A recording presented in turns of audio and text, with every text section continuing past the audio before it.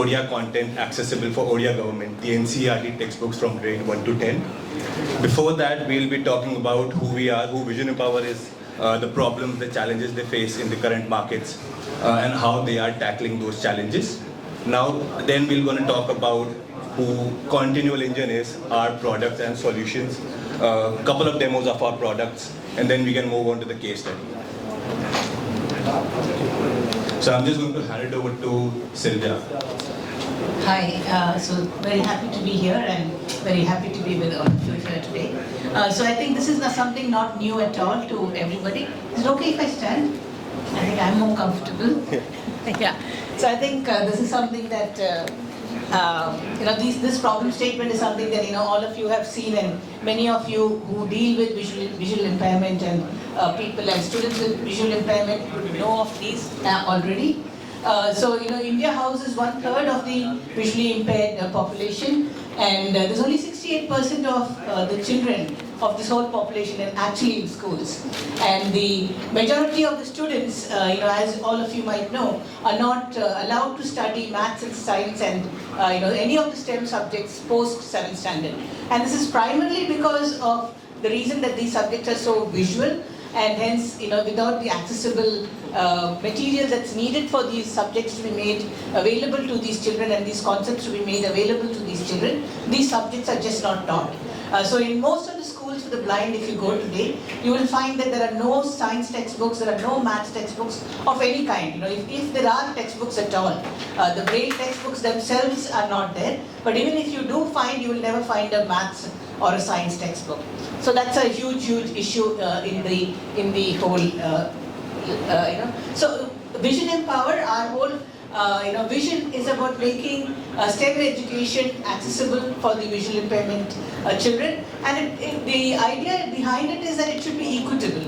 So the sighted child and the visual impaired child should have access to the same kind of opportunities. So that's all we are trying to say. We're not trying to say that all of them should start learning maths and science and they should all have STEM careers. Yeah, if they choose to, then they should not be denied the opportunity of having a STEM career. So that's where our work is about. And we are founded by Vidya Y. I don't know how many of you know of her, but she's a born blind girl. And so she is, and she really loved maths and science, but couldn't take these subjects on. But with a lot of perseverance, she kept maths till her 12th standard. And then she went on to do in Christ, I don't know how many of you know about Christ College in Bangalore, one of the very prestigious colleges in Bangalore. She did her BSc Computer Science. And there in a class full of sighted peers, she was the gold medalist. And so what it meant was that these subjects, if there is grit and if they are made accessible, there's definitely there is scope for them to be learned by the visually impaired. And then she post that she went on to do her masters in digital society in IIITB. Many of you may know of IIITB in Bangalore again. And again in the master's class, she topped the class.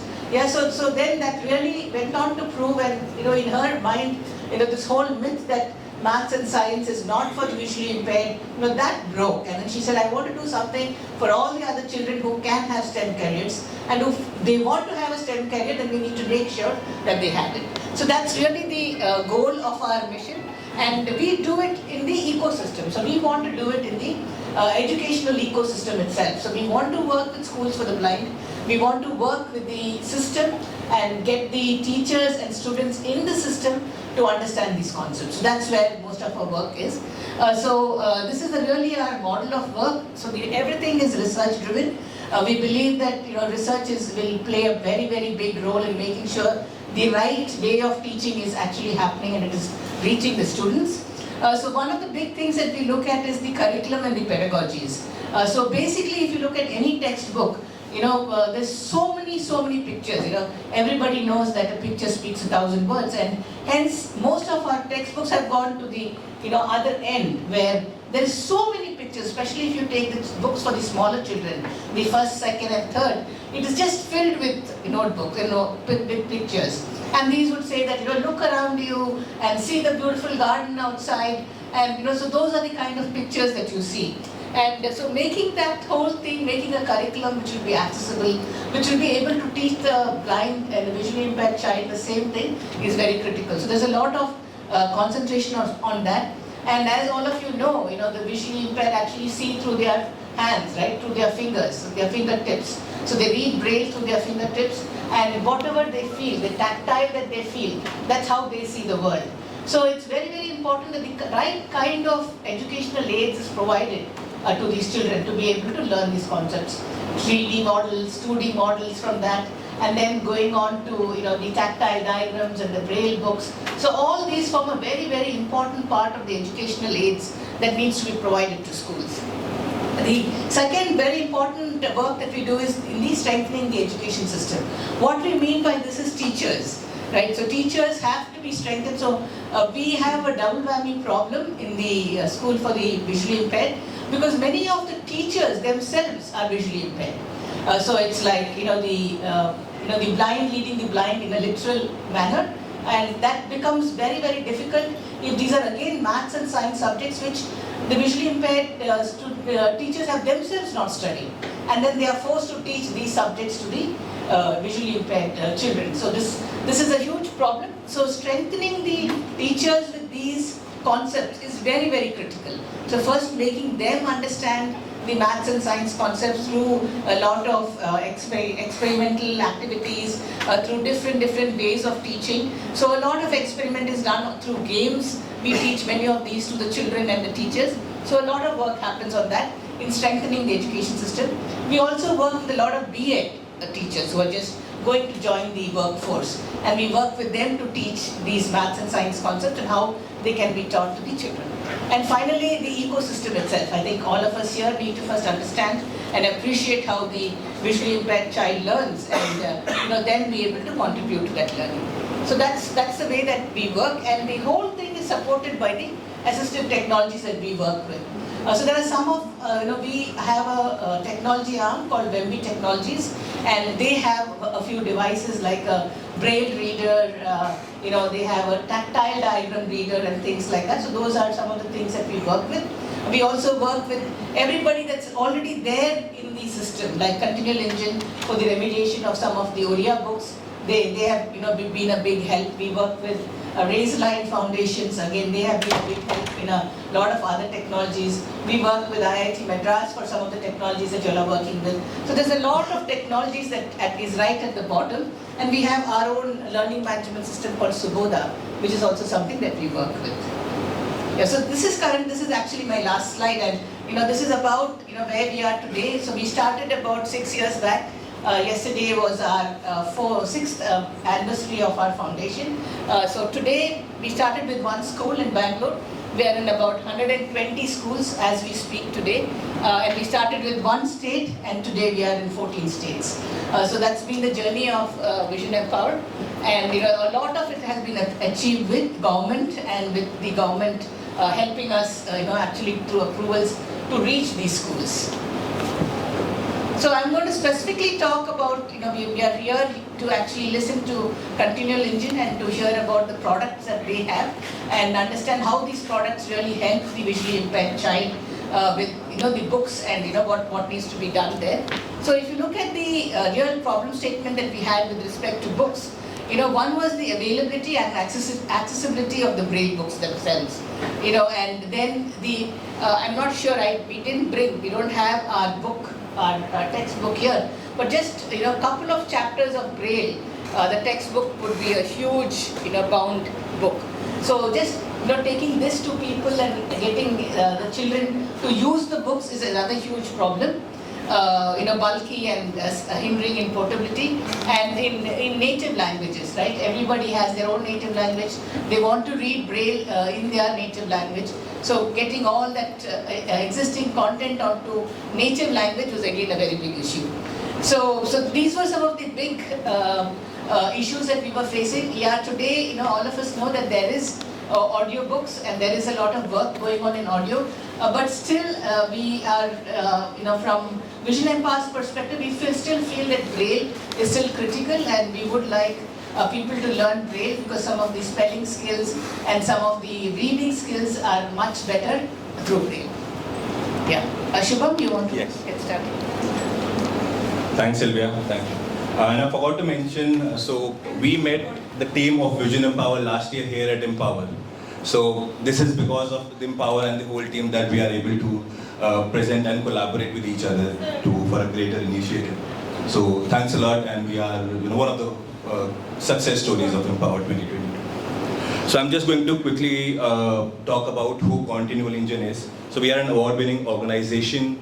We are dedicated to build smarter, affordable, and scalable products. We work with technologies such as AI, machine learning, deep learning, and all the while we all are collaborating with subject matter experts and human experts to make sure that we can scale with efficiencies and accuracy. So our team includes dedicated technologists and visionaries. Maushami Kapoor, our CEO and founders, comes with over 20 years of experience in product making. She has a technical background and also direct experience in teaching. Our other team members, Vijay Shri with Hantham, she is based out of the US, where the regulations are very strict. She again comes with over 2 decades of experience in working with content creation teams, higher ed institutions, publishers. So that experience came in really handy when we were creating the products. We also work with, and we take pride in working with subject matter experts and native screen reader users who are an integral part of our core team and who are here with us as well. Dr. Kumar and Dr. Sriram, if you guys can just raise hands so everyone can see. Great. So we work with them. They are a very important part of our team, and they make sure that whatever product we are bringing into the market, any product update or anything from our services aspect, it's thoroughly tested, reviewed, and in the end helpful for our end users. So our journey into accessibility started with a simple realization that the current processes that we see are very traditionally biased, they are tedious, they require a lot of manual intervention, and in the end, they cannot be scaled. So with this realization, we understood that there is a big need to bridge the market gap between the traditional methods and the new technologies. So with that in mind, combining our market insights, working with the accessibility teams, Continual Engine was born with the objective in mind to create a product suite that automates accessibility and all the while effectively addressing the other aspects of accessibility teams. Talking about our solutions and services, PrEP, the flagship product, stands by PDF and document remediation tool. It's an automated AI-enabled web-based tool, and it's pretty simple to use. You upload any document on PrEP. PrEP will automatically remediate 70 to 80% of the document depending on the complexity. And then the remaining part of the document can be remediated with 1 to 2 clicks as well. The other product that we have, and we will shortly see a demo of both of these products, is Invicta, and it works like Shazam for images. You put in any image on Invicta and it will create an alternate description for it. And it works for various multiple disciplines, STEM, humanities, geographies, graphs, maps. So we have multiple disciplines. Then we have our services aspect where we provide PowerPoint accessibility, video accessibility that includes closed captioning, audio descriptions, and website accessibility as well. So we can do an audit for your website and highlight the inaccessible elements and make sure that they are accessible. So why our products are one of the leading products in the market? Because they're fully customizable. We can change our guidelines, all text guidelines, or PrEP outputs depending on your requirements. So we are highly customizable when it comes to our products. As we are working with technologies that have been trained by multiple data with huge amount of data, and also we are working with SME experts, we provide high quality output, which of course can be scaled. And as we are working with technologies, we provide exponential savings, not just in time, but also in cost as well. And whatever output that we are bringing in through our products, we make sure that it meets the leading standards of accessibility, be it WCAG, PDF UA, or 508 compliance. So now we'll see what PrEP is about. So PrEP, as I said, is an AI-enabled web-based tool. Before that, we'll quickly see the current PDF tools available in the market. So we have Common Look, which has a really good checker, and if anyone is a remediator here, they must have used Common Look checker to achieve 508 compliance. But then Common Look still is dependent on Adobe, and it's desktop based, which makes it not accessible. It cannot be accessed from anywhere in the world, and you cannot collaborate on it.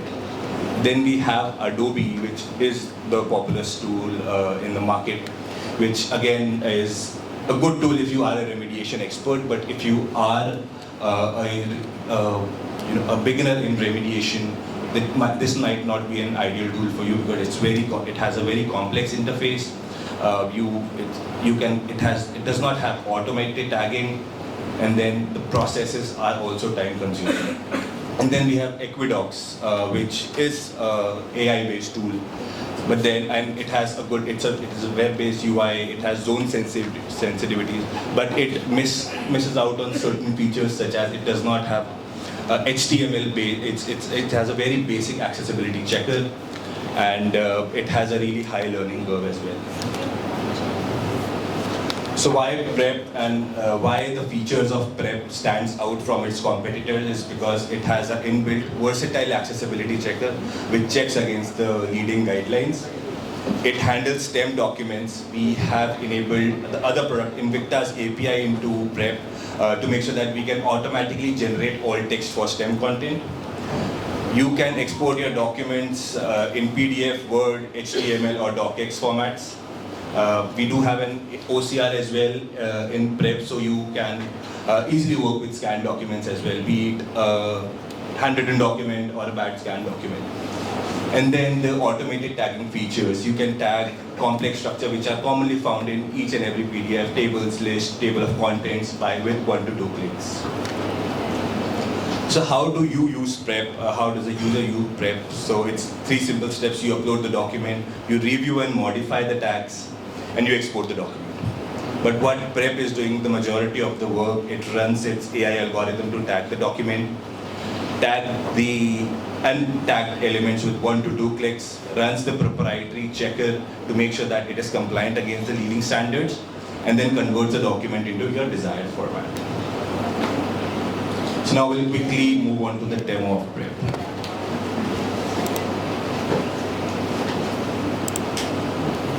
So this is our website, and you can. Okay.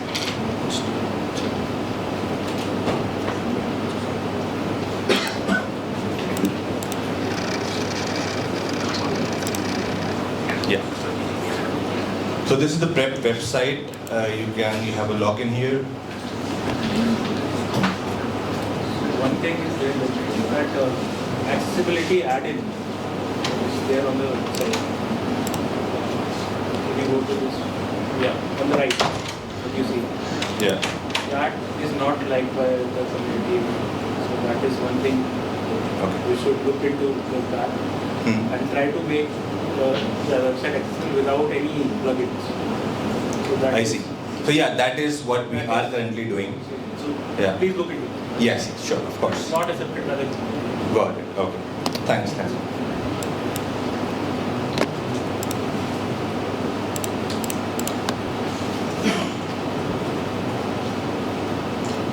So once you log into Prep, you see the basic features, the files that you worked on, the recent exports with the different formats, the API usage, and the library of your files. So as I said, it's a web-based tool, so you can log in from anywhere. You can also collaborate on one document with your teammates, and it's pretty simple to do that. You just click on the collaborate option, and you can assign the page numbers to the user. And they will be notified through Prep notification that this particular page has been assigned to you. So Prep is, we've tried to make the learning curve as steep as possible. We have provided Prep training. So if you go through the training, you will learn the Prep basics really well and really quickly. Apart from this, if you go to the upload screen, you have 3 onboarding documents as well, which are categorized as simple, complex, and scan. And if you upload any onboarding document,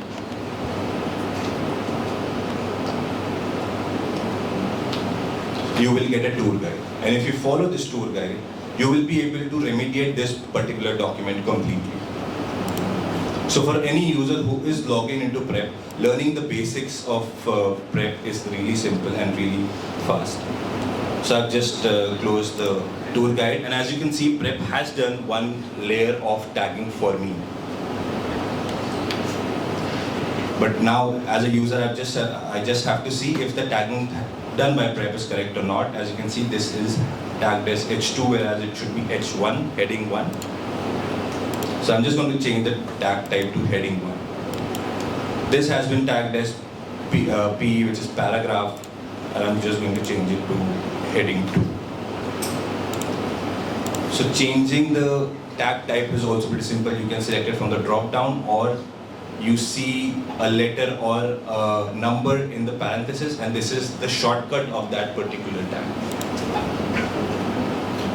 So tagging a list is ideal on prep. It's just a one-click solution. This is a list, but it has been identified as a paragraph. What you have to do is just click on the tag and perform list split, and the list is completely tagged. Now, if you have worked on Adobe to tag a list, you would see that you have to tag each and every element of the list individually, and then tag this complete list. Had this been on Adobe, it would have taken a couple of minutes even for an export to do so. But in prep, it can be done in a couple of seconds. And works in the same fashion for an unordered list as well. Perform a list split, and this list is tagged.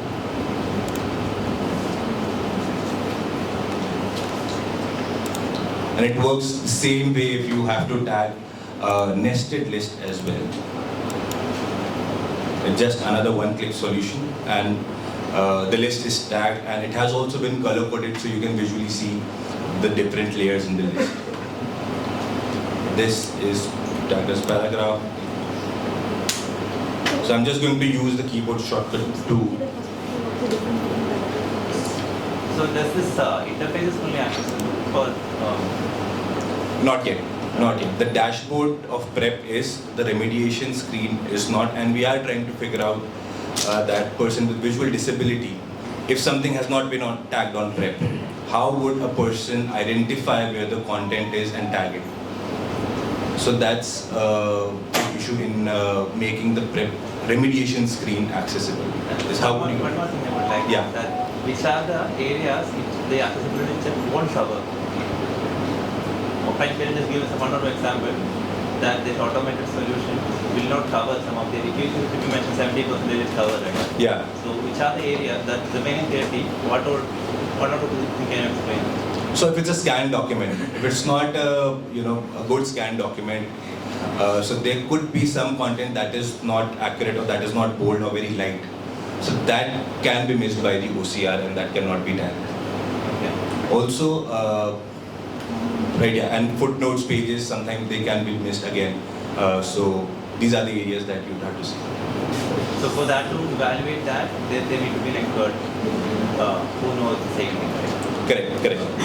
And also if a particular heading is tagged as a paragraph, so it's difficult to identify for a native screen reader user whether it's a heading or a paragraph.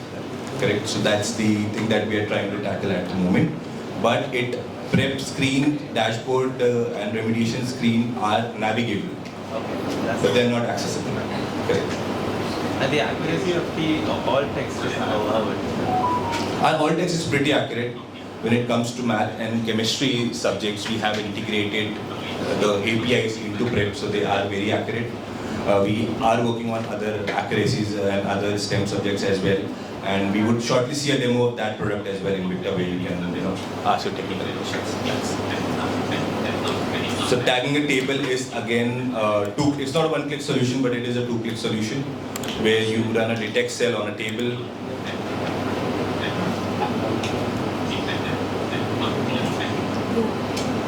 So I have a question. Yes. Sorry, it must be very simple for you.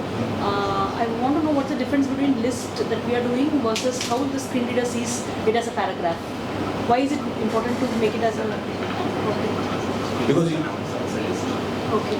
yeah, and you can navigate through the list. If it's a paragraph, it's difficult for you to look at the list. Yeah. So as you can see, the detect cells, prep has detected the cells, table heading, table data, whereas these three are table data but should be heading.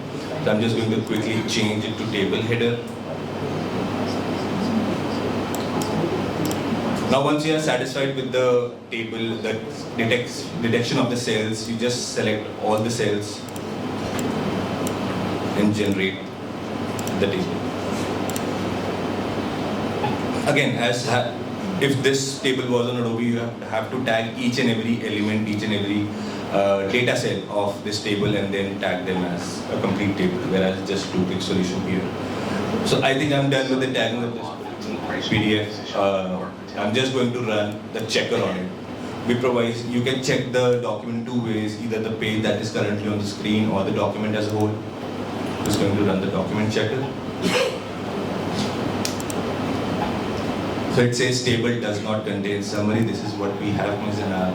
And if you click on this particular error, it will identify and highlight the area where the issue is. You can just click on summary and type summary or the summary of the table. I'm just going to add an example. Add as math. When I select and choose math as an option, even if it's not correct, I can input the correct equation, something like that. Yeah, I'll show you. Just going to close this and run the checker again. So you mean to say if something is not been selected by prep, you would like to edit the content, is basically what you're saying? If the content is the math content, and it's not correctly recognized, right? So now I want to edit that. Yes. And put the correct equation so that is also read properly by the. Yeah, I'll show you in the next document. So this now the document has passed through all the checkers and now it's ready to export. So and we can export it into different formats we have. So I'm just going to go to the upload screen again and move on to a fairly complex document where we have a table, which is a fairly complex table, a formula, a math formula, and a link. Again, it's an onboarding document, so welcome tour guide. Prep has done one layer of tagging. I'm just going to change it to H1. I'm just pressing 1 on my keyboard, which is the shortcut. Excuse me, she have a question. Is it we can select the languages we prefer? Yes. We have a language option here, and you can select the language option. So again, Prep does one layer of tagging for me. Majority of the tagging, for that matter. This is heading 2, should be heading 1. I'm just going to select it to heading 1. These are paragraphs, should be heading 2. I'm just going to select them to heading 2.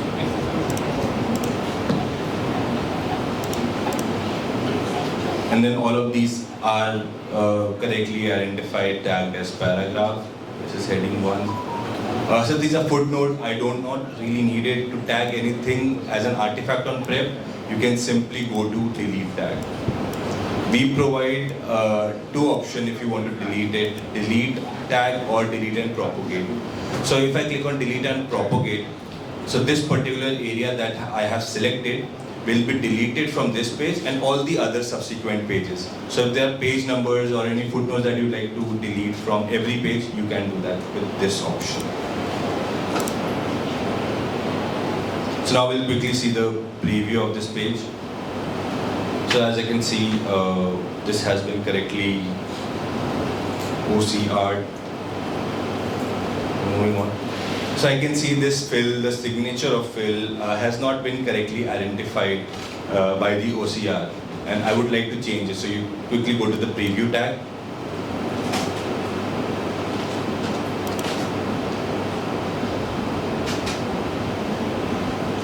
And if you select any tag, the text of that tag will come on the preview tag and you can simply edit the text. So if I just write here fill signature, then save. And if I run the preview again, so as you can see now, this is what the screen reader will use rather than the previous content. So that is how you can edit if something has not been identified correctly by Prep as well. So that is the end of the demo. I hope you were able to see what Prep can, how Prep can add value to your processes, to your accessibility chain. And now we'll quickly move on to the demo and see a little about Invicta, which is the automated AI generation tool, and I would like to hand it over to Rajat, who is the product owner of Invicta. Hi, Shubam.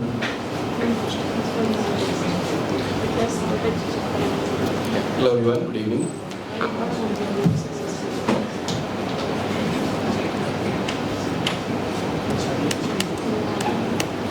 Yeah, so I am Rajat Prakash and I am the product owner of Prep at Continual Engine. Invicta. Invicta is an AI, generative AI automated tool to create alt text. I mean the first authored version of any image across the STEM content that we can see from K to 12. So this is one screenshot of where you can see there are a couple of chemical equations and math graph and what Invicta produced as output.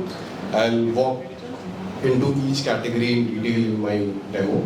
So as I said, we are an API which converts image to alt text. Now these alt text can be customized based on your requirement, fully automated, can be abstract, can be verbose depending upon which particular grade of student we are catering the request to. And as I said, we cater to diverse discipline, right from maths, physics, engineering, computer science to geography.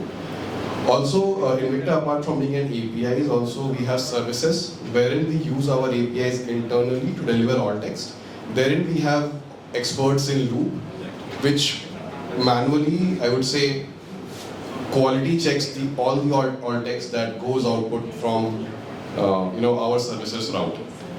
And all these templates have been prepared and curated by our in-house experts, Dr. Kumar and Dr. Sriram, who are also present in this hall currently. With this process of using AI and human in loop, we have achieved a 50% cost savings for our clients across all the categories. And also we are able to deliver the project in 40% optimized time, that means 40% faster. So, languages it also supports. yeah, as of now, primarily we support English. We also have Indian languages started with Vision Empower, and we have delivered a few projects in Korea and hope to deliver many more. And also we are expanding into European language, being Spanish and French. We have done a couple of pilots there as well, and we are hoping to get more soon. So this is how our Invicta as a service flow works. So we have a cloud repository wherein you can send us images, or you can also give us access to your cloud repositories where we can access your files. Then we have a team of experts who inputs these images to corresponding category. For example, a maths image goes to math category, a computer science image goes to computer science category. And then the first level of authoring is automated through Invicta, and then it goes to in-house SMEs who curate the content that was created by Invicta before the final delivery happens. So we have done some analysis how much time Invicta in the loop would optimize when compared to a complete manual process. So manual authoring would take for any moderate image around 10 to 30 minutes. Editing would take around 8 to 15 minutes, and manual quality check would take around 2 to 10 minutes. That is somewhere around 45 minutes to 1 hour for one image. So if a person is working for, let's say, 8 hours in a day, they could at max create alt text for 10 to 15 images at max, not more than that. But Invicta in loop can bring this processing time to 2.5 minutes, because authoring, which is taking around 30 minutes approximately, is now 5 seconds. The quality check is just that is remaining, and it will take around 2 to 10 minutes. So this is what we are bringing 45 minutes to 2.5 minutes. That is what Invicta aims to optimize. Now I'll move to the demo.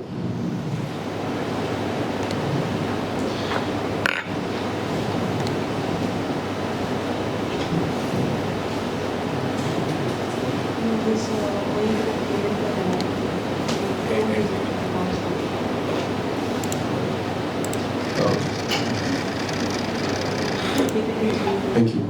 So on my screen is the UI or the platform that our team internally uses to create alt text.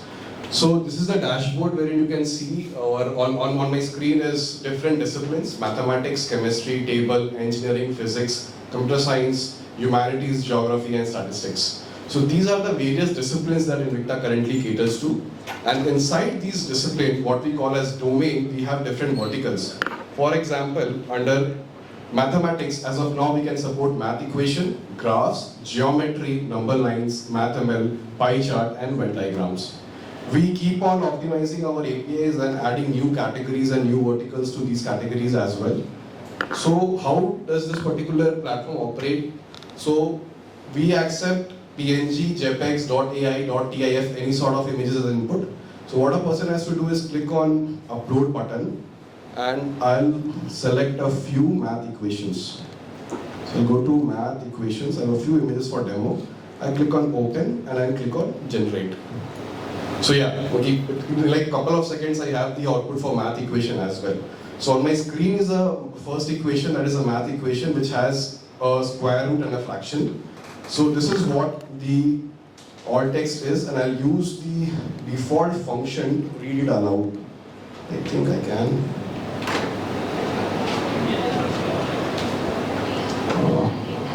I don't think this laptop supports that, so I'll read for you. So it says x equals start fraction negative b plus or minus start root b squared minus 4ac end root over 2a and fraction. So this is how detailed our alt text are. So if you see where the fraction is starting, where the fraction is ending, where the root is starting, where the root is ending. Now that hyphen sign can be negative, can be minus as well, depending upon its contextual position. So you see the first is negative b, whereas it is plus or minus, right? So these contextual information of all the operands are also, I would say, learned by our system. Now this is another equation which is of a differential form. So we say start fraction df over dt and fraction equals limit as h tends to 0. So that h right arrow 0, right? It's basically limit as h tends to 0. So we are able to understand that as well. And then we say start fraction of t plus h minus f of t over h and fraction. Now in this image you see there are nested fractions and nested square roots as well. So these type of complex equations is also that we can handle. So let's say gamma equals to start fraction 1 over start root 1 minus start fraction 2 over plus or minus start root 1 minus j end root end fraction end root and then again end fraction for all less j or for all j less than or equal to negative 3. So this is how our Invicta math equation APIs are shaped, handling simple to complex equations.